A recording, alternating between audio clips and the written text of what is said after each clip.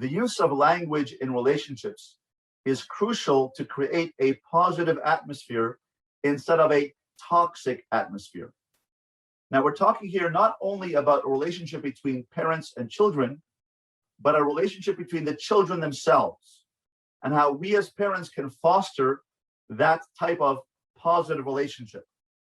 Now, let's talk about what happens in school, for example. Children in school often speak to themselves in a very, very unruly, disrespectful manner, which they consider to be cool and with it. The lingo, the language of today, seems to be a very put down language because it's cool to be tough and to be rambunctious with each other. For example, ouch, watch where you're going, idiot. Or watch yourself, loser. That's a big one, loser. Or, hey, dumbhead, wait for me.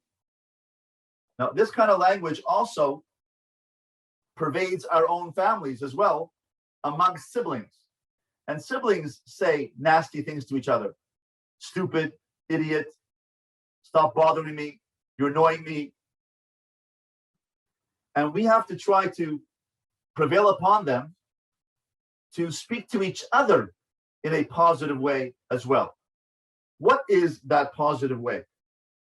How are we going to foster that positivity amongst siblings?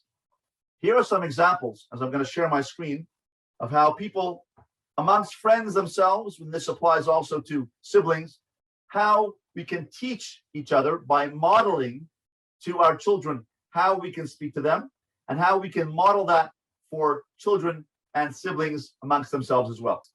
Let's use this dialogue to show how children, friends, students use a put down or critical language amongst themselves, and how that might also apply between siblings in our own families.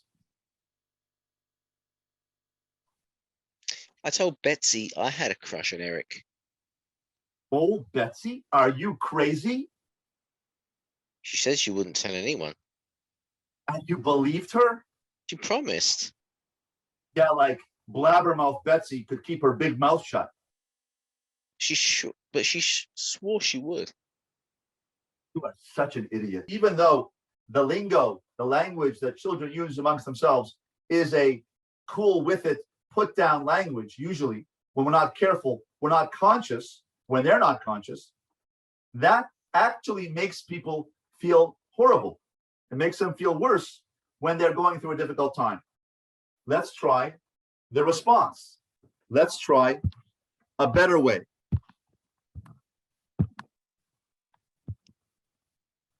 I told Betsy I had a crush on Eric.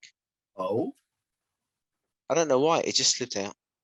Oh, You know her. She'll broadcast it to the whole school. oh man. I wish I'd kept my mouth shut. I will never tell her anything again. Never. So sometimes a sympathetic sound or a moan or a word can help a friend feel better. So sometimes when we listen to our children, we can say, oh my gosh, oh, wow. That shows empathy.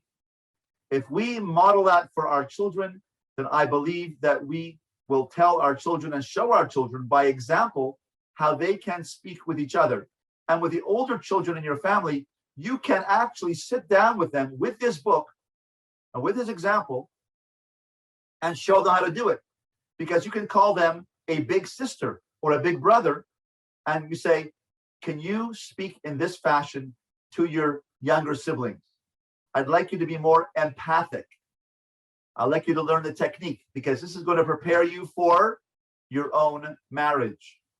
So I want you to learn this technique with your siblings so that you can get good at it when you are going to get married. You learn how to be empathic and emotionally supportive with your husband. That's the incentive for an older 15, 16, 17, 18-year-old to want to participate in this kind of thing with their younger siblings, because they themselves are getting closer to marriage. They know about it, and therefore they can prepare themselves that they want to have a successful relationship in marriage, and they want to prepare themselves in their family to learn how to do it. The modeling comes from us, the parents, of how to do it properly. Here's an example of not putting each other down, but of dismissing feelings. And instead of using that word, just say dumb. Okay, David? Okay. My stepfather is so dumb. I can't believe my mother married him. Give the guy a break. Why? He's a total idiot. He thinks he's so funny. It's okay to me. That's because you don't have to live with him and listen to his dumb jokes. Hey, it's only been it's only been a month. Give him a break. I forget it. Listen, I gotta go. Here is a situation where a friend is confiding in another friend, and the friend is counteracting, is being negative, and is not admitting or valuing or validating the other person's feelings.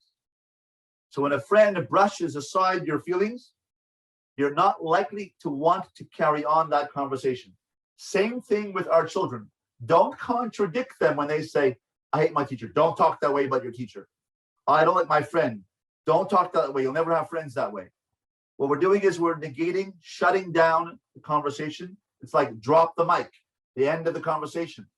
We have to foster the continuation of the conversation by being empathic and letting the person talk, by agreeing with them.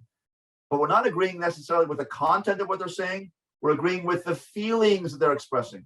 That's where relationships live. Relationships live in the feelings that people are expressing. We have to cut through the content and look at the expression of emotion and validate and speak to the emotion that's going on. So the respondent should be able to put the feelings of the other person into words so that the other person will understand how he feels. So you're naming the emotion. And we can teach this to our older children who can do this with their younger siblings. That's the meaning of being a big sister or a big brother, by taking care of the younger ones. Taking care of what? Taking care of their emotional expression. So here's an example of how we can validate feelings. My stepfather is so dumb. I can't believe my mother married him. Well, he really annoys you, doesn't he? Everything is a big joke with him. Ha ha. Only you don't think it's funny, do you? No, the guy doesn't know when to stop. Sounds like he's trying too hard. Yeah, he never lets up. Maybe if he'd relax a little, he wouldn't be so bad. Want him to act. You just want him to act normally. Now, this is empathy. This is sharing feelings. And the friend has wisdom. The second friend has wisdom. He has empathy. He knows what emotional support is. He names the feelings. He says, that's annoying. And he agrees that he thinks he's funny. He's trying too hard. You want him to act normal. You are being a friend because you're being there for the emotions of the other person. And this applies across the board, whether it's with us and our children, or siblings, or us and our spouse. Across the board, the same technique works. And that is, name the feeling. You're annoyed, you're frustrated, you're upset. That person then knows that I get him, I get what they're feeling, I name the feeling. 2, that makes sense. He's annoying you. I get that. I'd be annoyed too. And 3rd, just go, wow. Why? We have to respect the other person's free will, allow them to work it out themselves through our encouragement so they can work things out and develop their own acknowledgement or own understanding of the situation. If we tell them the answer, it's not going to be as effective, although we can give them some direction and guidance, but it's not as effective as if the person works it out themselves and figures out how I'm feeling. Then it makes more sense to the person. It sinks home. It makes the mark much easier. So it's much easier to talk to somebody who accepts your feelings and gives you a chance to come to your own conclusion. We work it out by ourselves. We can work it out by ourselves through the guidance and emotional support of a sibling or a parent or a spouse. Now we have a scenario which comes up all the time, which is wishes.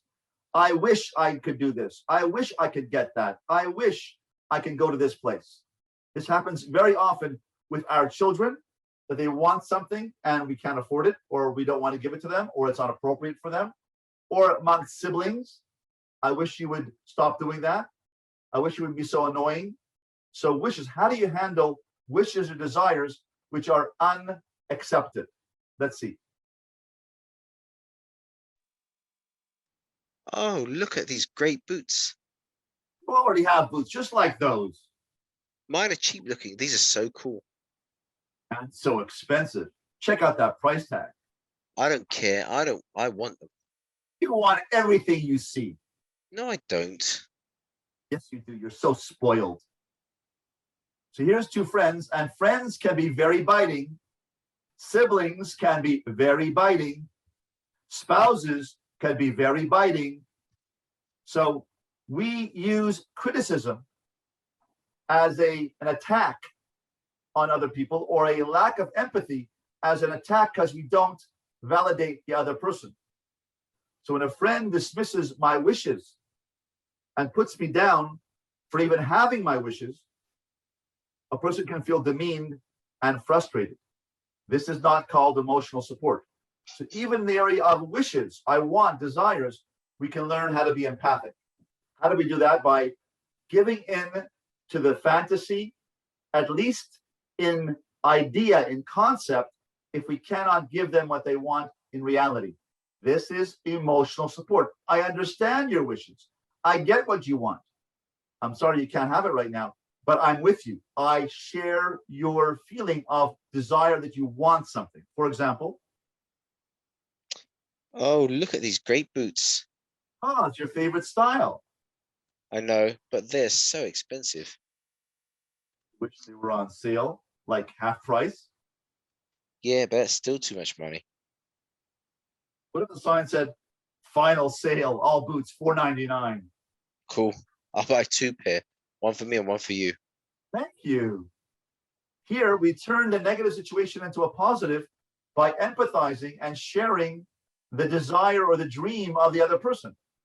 They didn't get their boots, but what we did get is opportunity to connect. And therefore, every situation in our marriages, with our children and among siblings, is an opportunity to connect and to share feelings and to be emotionally present, emotionally conscious, emotionally validating. So the scenario doesn't matter. It's the feelings. And we have to be wise in our wisdom, in our parenting, and in our training of our children to be more tuned in to the emotional feelings that are going on. So it's Rabbi Rob? easier. Yes. So in this particular situation, just by kind of the second friend playing along with it, the first friend didn't really like bother. It didn't really become a reality. It kind of like just petered out. Is that true? Is that true? Fair to say? That's right. It petered out, but it turned into a bonding. Not only did it peter out because she knows she can't have it, or I want a new set of skis that cost $800. I know that I can't have that. I want to go to Florida, and all my friends are going to Florida during the spring break, but we can't afford that, right? With whole family for $8,000. But I would love, boy, it would be great to be on that beach. Boy, it would be great, like football and baseball and volleyball on that beach and going to marine land. That would be fantastic. And the kids will say, yeah, that would be great. Well, maybe we can go for a trip with the family here. That's a good idea. So when you empathize, not only do you understand the feeling of wanting to go there, and the idea peters out because I can't go to Florida, but it could morph into a new idea the child can come up with, or the spouse can come up with, and say, well, why don't we try this? So through the empathy, only through empathy and understanding can, in a sense of love, can someone rise to the occasion and come up with their own ideas. If we're putting them down, they're going to shut down, feel blocked, feel rejected. They're going to feel blocked, shut down, isolated, rejected, set aside. And that shuts down the creative mind of the person who we're dealing with. So therefore, empathizing, even in fantasy, helps the person in a warm, inviting, accepting environment come up with a alternative, even if they can't have what they want in reality. Brianna is such a snob. She walked right by me when she saw me in the hall. She only says hello to the cool kids. Don't let it get to you. Why should you care about her? Now that is negating feelings. That doesn't work. Let's try, instead of denying feelings, let's try to be empathic. And there are 3 ways to do that. Number 1, acknowledge feelings with a sound or a word like, oh, that is so upsetting. That is so mean of her. Oh. Identify feelings. Even though you know what a snob she is, it still can make you mad. Nobody likes being ignored. And third, give in fantasy what you can't have in reality. Don't you wish one of the popular kids would give Brianna a taste of her own medicine, walk past her as if she doesn't exist, then smile and give a big hello to somebody else? So that is an opportunity, even in this situation, to give into a fantasy. So this idea tonight of empathy is a common theme we've been dealing with here in resilient parenting across the board. And that is when we have relationships with our spouse, with our children, and teaching siblings how to get along, the technique is empathy, emotional support, emotional coaching. And there's a 3-step process. Number 1, acknowledge the feelings. That must be sad. Must make you sad, must make you upset. That's frustrating, angry.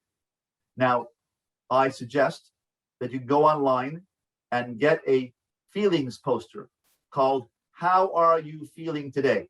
With little children, there are faces of little 5 and 7-year-old children. You can buy it online or download from the web on images on How Are You Feeling Today, and download that, put it up on your kitchen wall. Or you can go to ctherapy.com, that's letter C, therapy.com, and order a How Are You Feelings Today poster, which is laminated for $15, and they'll send it to you and put it up on your wall. And then children can say, hey, I'm feeling this way. Oh, like this? And you point to the face of the poster and you teach them emotional awareness. This is crucial for personal development, is that when you teach children, especially young children, how to put a name to their feelings, we as parents can empathize by showing them, which one are you feeling right now? And they show an angry face. Oh, you're angry. Wow, that's hard. So that's step 1, is acknowledge feelings. And you can help children acknowledge their feelings with pictures of faces of how you are feeling today. Second, understand the feeling. I understand when your sibling, when your sister is hurting you, that is very, very hurtful, very upsetting. It makes you feel terrible. I get that. I'd be upset too. Acknowledge, understand the feeling. It makes sense to me. You're upset you didn't get a good grade? Well, you worked so hard on that test. You studied so hard you didn't get the good grade you wanted to. I'd be upset too. Understand. And part of understanding is you can tell a story from your own life saying, you know, when I was your age, I had difficulty in math. You, Dad, had difficulty in math? I thought you were a genius in everything. Nope. I had difficulty in math too. I had to get a tutor, and my aunt helped me out in my math, and I worked hard on it for a whole year, and I passed the exam at the end. So empathize by acknowledging, number 1. Number 2, understanding. Tell them I understand, it makes sense that you're feeling that way, and it happens to me too. And third, just be with the person. Just sit there, listen, put your arm around them, or talk with them. Just stay there and let them process their feelings. When they process their feelings, they'll go like this. They'll go, when you hear that audible breath, or it could be a more silent breath like this, then you know the person has processed or is in the middle of processing their feelings. A person cannot emote and intellectualize or problem solve at the same time. When a person is emotional, they cannot problem solve. We have to have the person and coach the person through the process of letting go of their feelings by empathizing with them, understanding them, acknowledging them. So when we acknowledge the feeling, we understand the feeling, and we let the person process their feelings until they go like this. They close the flap of the emotions. The chapter of emotions is closing. They go, they release the bad feeling. Then they can say, you know what? I'm not going to play with her anymore. Or I'm not going to do that anymore. Or I'll study smarter. Or maybe I'll save up some money and I'll buy those boots. They can move to problem solving only after the feelings are released. Our job as a wise, trained parent is to coach the person through emotional support to allow them to expiate, to let go of, to blow off their bad feelings. If you deny them, the feelings go inside, and you cause a lot of problems when a person's feelings or emotions go inside, because a lot of physical problems. Person has aches and pains in their body because the emotions are internalized and are cooking inside their body. We as parents have to use the wisdom by not being afraid of feelings, acknowledging the feelings, letting them be acknowledged, understanding, be with them, and let the person go. This applies to spouses, applies to parenting, and applies to teaching older siblings how to be emotionally supportive